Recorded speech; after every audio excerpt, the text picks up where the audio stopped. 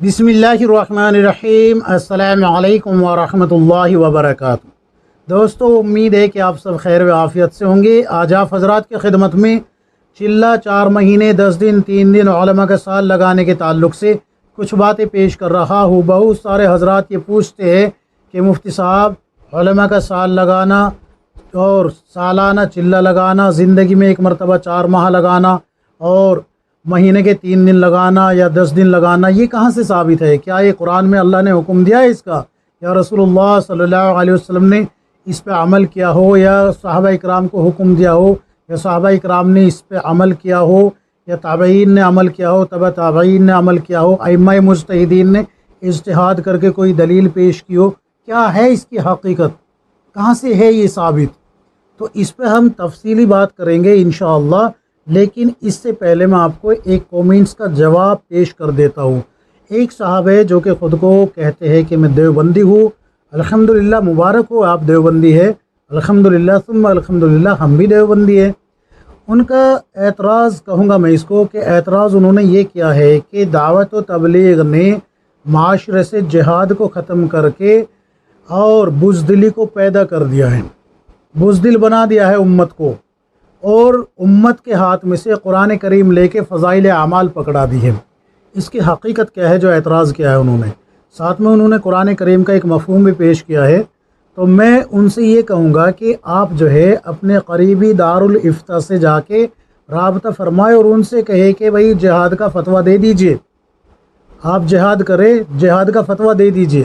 اگر قریبی جو آپ کا دارالافتاء ہے وہ نہیں دیتا تو پھر دارالعلوم دیوبند میں تشریف لے جائے، وہاں سے لیجئے، مظاہر العلوم سے لیجئے، ندوۃ العلماء سے لیجئے، شاہی مراد آباد سے لیجئے، جتنے بھی بڑے بڑے جو ہے دارالافتاء ہے وہاں سے رابطہ کریں، ان سے جو ہے جہاد کا فتویٰ لے۔ آپ جو ہے بھائی دعوت و تبلیغ کو تو آپ نے بزدل بتا دیا ہے، اس کو تو ایک سائیڈ میں رکھ دیجئے، یہ آپ کے کام کی نہیں رہی، یہ آپ کے کام کی نہیں رہی۔ تو اب بچے ہیں دارالافتاء۔ تو کیا دارالافتاء اتنے بڑے بڑے جو ہے جیسے کہ دارالعلوم دیوبند ہوا، مظاہر العلوم ہوا، ندوۃ العلماء ہوا، شاہی مراد آباد ہوا، عقل قوا والے ہوئے، یا پھر جو ہے اور بھی بہت سارے دارالافتاء ہے انڈیا میں، ان سب سے رابطہ کیجئے۔ اور کیا یہ سب کے سب جو ہے جو آیت آپ نے قرآن کی پیش کی ہے، کیا یہ سب کے سب جو ہے اس آیت کا مفہوم نہیں سمجھ رہے جو مفہوم آپ نے پیش کیا ہے؟ اگر نہیں سمجھ رہے تو الیاذ باللہ پھر تو ان پہ اعتماد نہیں کیا جا سکتا، بس ایک اکیلے آپ نے سمجھا ہے اس کو۔ اور اگر سب سمجھ رہے ہیں تو پھر جو مفہوم آپ پیش کر رہے ہیں پھر وہ نہیں ہے، پھر وہ نہیں ہے جو آپ مفہوم پیش کر رہے ہیں۔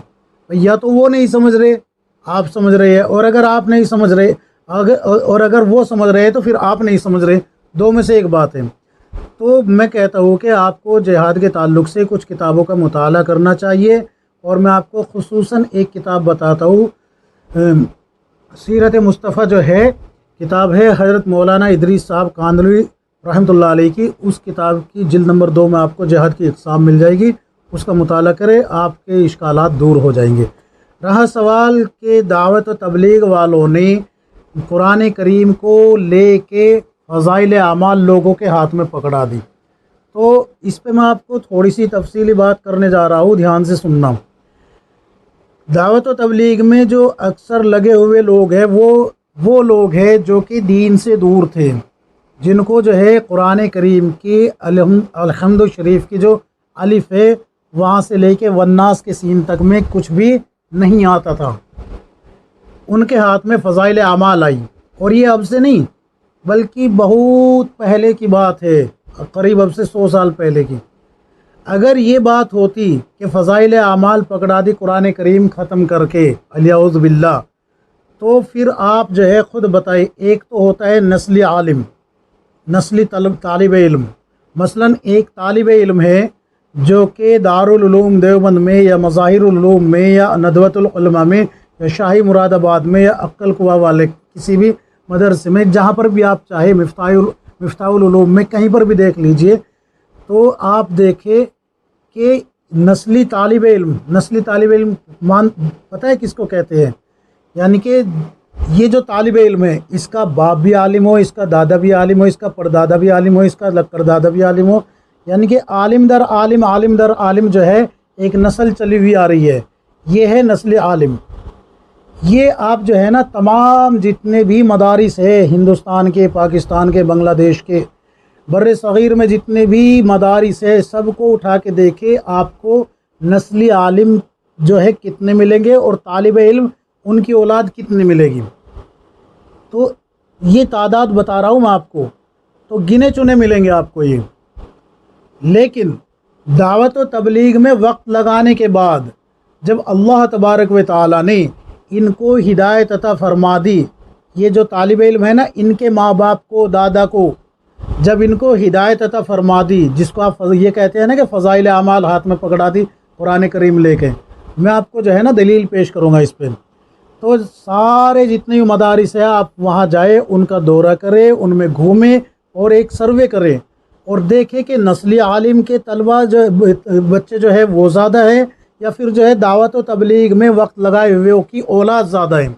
اگر دعوت و تبلیغ میں وقت لگائے ہوئے کی اولاد زیادہ نکلتی ہے مدارس کے اندر، تو پھر یہ کہنا آپ کی جو ہے بیوقوفی کہلائے گا کہ لوگوں کے ہاتھ میں قرآن کریم لے کے فضائل اعمال پکڑا دی۔ کیونکہ جتنے بھی وہ بچے وہاں پڑھ رہے ہیں، دیکھو میں بتا رہا ہوں آپ کو، آپ کی مسجد کے مکتب سے لے کے جو امام صاحب آپ کے پڑھا رہے ہیں بچوں کو، ان سے لے کے اور دارالعلوم دیوبند تک کی بات کر رہا ہوں میں، سب کو اٹھا لیجئے اور پھر ایک سروے کرے تو آپ کو دعوت و تبلیغ میں وقت لگائے ہوئے کے بچے جو ہے پڑھتے ہوئے ملیں گے، قرآن کریم بھی پڑھ رہے ہیں، نورانی قاعدہ بھی پڑھ رہے ہیں، عالم بھی بن رہے ہیں، مفتی بھی بن رہے ہیں، یعنی کہ قال اللہ تعالی و قال الرسول یہ جو پڑھ رہے ہیں نا، یہ دعوت و تبلیغ والوں کی تعداد زیادہ ہے جن کے ماں باپ وقت لگا چکے ہیں، باپ دادا وقت لگا چکے ہیں۔ اور اس کی سب سے بڑی مثال میں آپ کو دیتا ہوں، میوات کو جا کے دیکھ لیجئے، میوات میں جو ہے، میوات میں جتنے بھی عالم دین ہیں وہ سب کے سب جو ہے کہاں سے نکلے ہیں؟ دعوت و تبلیغ سے ہی نکلے ہیں۔ آپ مظاہر العلوم میں جا کے دیکھیں، جتنے بھی علماء ملیں گے جو طالب علم ہے، پڑھ رہے ہیں، وہ سب کے سب 99% دعوت و تبلیغ سے ان کے ماں باپ کا واسطہ ہے۔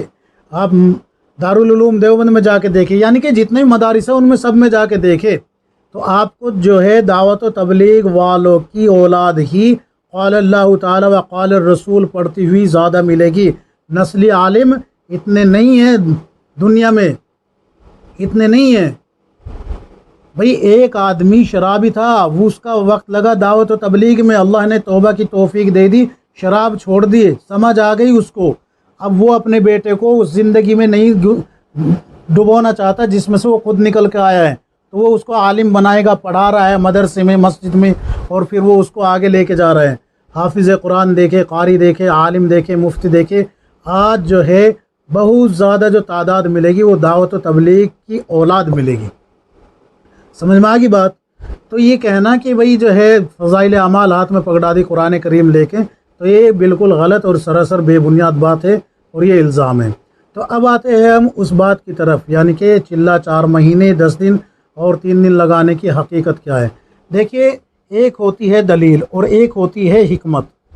اگر کوئی یہ کہے کہ بھئی چلہ 4 مہینے کی دلیل قرآن سے ہے یا حدیث سے ہے یا صحابہ اکرام کے عمل سے ہے، تابعین کے عمل سے ہے، تبع تابعین کے عمل سے ہے، اور ائمہ مجتہدین نے اجتہاد کر کے کوئی دلیل پیش کی ہے، تو یہ بالکل سراسر غلط ہے، اس کی کوئی حقیقت نہیں ہے۔ یاد رکھیں، اس کی کوئی حقیقت نہیں ہے۔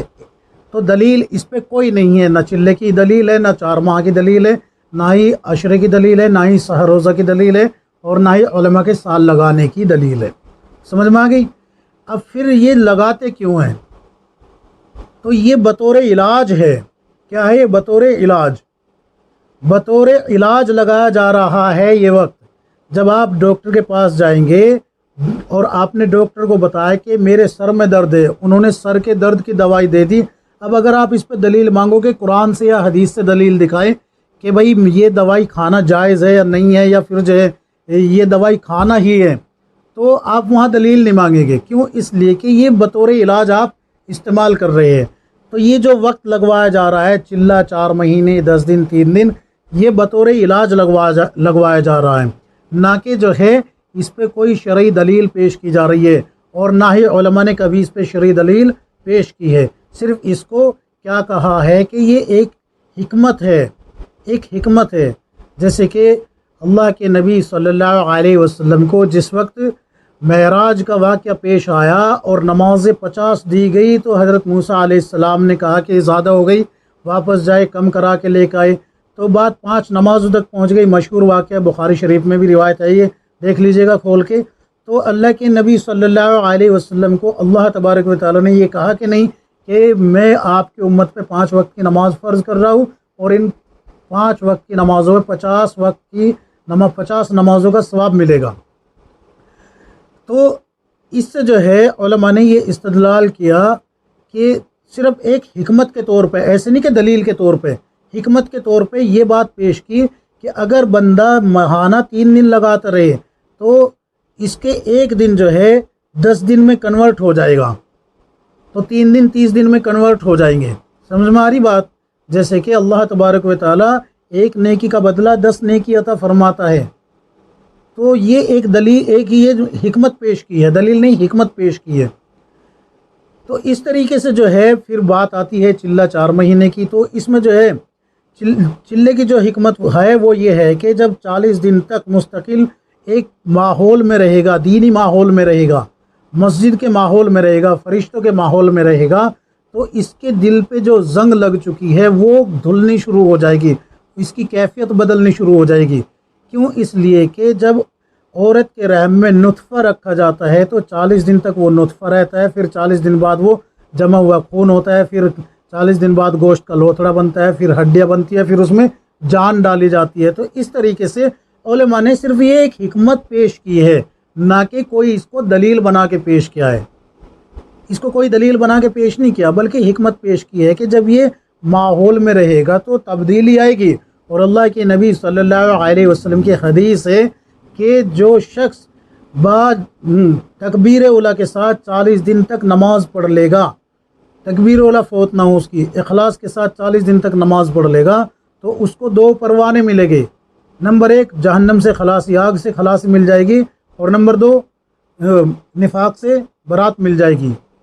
تو اللہ کے نبی صلی اللہ علیہ وسلم کی اس حدیث کے تعلق سے بھی جو ہے علماء نے ایک ترتیب بنائی ہے کہ بھائی یہ 40 دن اگر مسجد کے ماحول میں رہے گا تو اس کے دل کی زنگ ختم ہو جائے گی، اللہ اس کو جو ہے نرم دل کر دے گا اس کا۔ اور قرآن کریم میں آتا ہے یا ایھا الذین آمنوا قوا انفسکم واہلیکم نارا، اے ایمان والو تم بچاؤ اپنے آپ کو اور اپنے اہل و عیال کو جہنم کی آگ سے، جیسے کہ میں پیچھے بھی بتا چکا ہوں یہ بات پچھلے ویڈیو میں بھی۔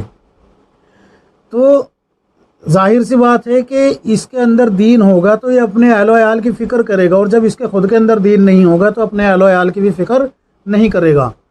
تو جب یہ مسجد کے ماحول میں رہے گا تو اس کے اندر فکر پیدا ہوگی۔ اگر حضرت مفتی سعید صاحب پالن پوری رحمۃ اللہ علیہ جو کہ ہمارے استاد تھے، وہ فرمایا کرتے تھے کہ اگر چلہ لگانے کے بعد اس کی کیفیت میں تبدیلی نہیں آئی تو اس کا چلہ بیکار گیا، اس کو پھر سے چلہ لگانا چاہیے، پھر سے لگانا چاہیے، جب تک اس کے اندر یہ فکر پیدا نہ ہو جائے یا ایھا الذین آمنوا قوا انفسکم واہلیکم نارا، تب تک اس کو وقت لگاتے رہنا چاہیے۔ اور جب یہ فکر پیدا ہو جائے پھر اس فکر پہ قائم رہنے کے لیے وقت لگانا چاہیے اس کو۔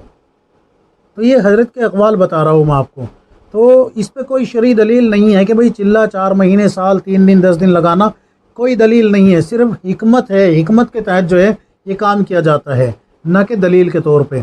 تو مشائخ نے، علماء اکرام نے یہ ایک حکمت پیش کی ہے جس پہ جو ہے عمل پیرا ہو کے انسانوں کی زندگی میں تبدیلی آئی ہے۔ کتنے لوگ ہیں جو شراب سے، زنا سے، جھوٹ سے اور اسی طریقے سے سود سے، قتل، غارت، چوری، ان برے کاموں سے جو ہے بچ کے توبہ کر چکے ہیں، اور آج الحمدللہ باشرح ہو کے سنت لباس میں اور تہجد گزار بن کے زندگی گزار رہے ہیں۔